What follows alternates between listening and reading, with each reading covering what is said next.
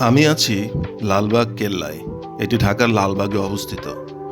প্রথমে এই কেল্লার নাম ছিল আওরঙ্গাবাদ। কেল্লার নকশা করেন মোগল সম্রাট আওরঙ্গজেবের তৃতীয় পুত্র আজম শাহ। আজম শাহ ১৬৭৮ সালে ঢাকার সুবেদারের বাসস্থান হিসেবে এই দুর্গের নির্মাণ কাজ শুরু করেন। মাত্র ১ বছর পরেই এই দুর্গের নির্মাণ কাজ শেষ হওয়ার আগেই মারাঠা বিদ্রোহ দমনের জন্য সম্রাট আওরঙ্গজেব আজম শাহকে দিল্লি ডেকে পাঠান।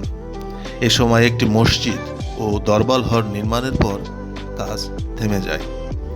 ২ বছর পর ১৬৮০ সালে সুবেদার শায়েস্তা খাঁ ঢাকায় এসে পুনরায় দুর্গ নির্মাণ কাজ শুরু করেন।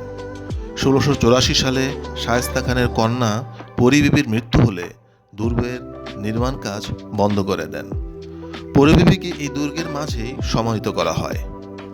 শায়েস্তা খাঁ ১৬৮৮ সালে অবসর নিয়ে দিল্লি চলে যাবার সময় দুর্গের মালিকানা উত্তরাধিকারে দান করে যান। শায়েস্তা খাঁ চলে যাবার পর দুর্গের গুরুত্ব কমতে থাকে। ১৮৪৪ সালে ঢাকা কমিটি নামে একটি আধা সরকারি প্রতিষ্ঠান দুর্গের উন্নয়ন কাজ শুরু করে।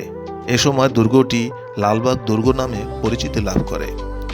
১৯১০ সালে দুর্গের প্রাচীর সংরক্ষিত স্থাপত্য হিসাবে প্রত্নতত্ত্ব বিভাগের অধীনে আনা হয়।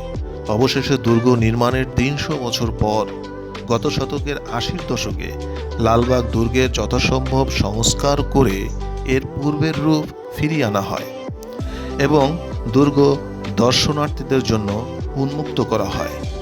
এটি মুঘল আমলের একটি চমৎকার নিদর্শন।